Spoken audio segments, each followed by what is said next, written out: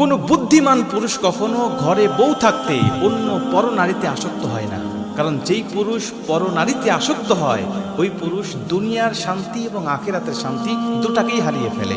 কারণ পুরুষেরা পরনারীর মাঝে সুখ খুঁজতে যায়, কিন্তু নিজের অজান্তেই সেই সুখটাকে সে হারিয়ে ফেলায়। আর আখিরাতের সুখ আল্লাহ নিজ দায়িত্বে তার কাছ থেকে কেড়ে।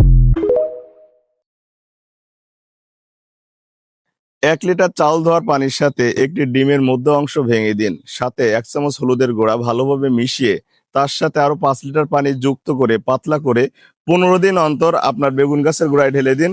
ফুল ধরা রোধ হবে, প্রচুর ফলন দাঁড়াবে।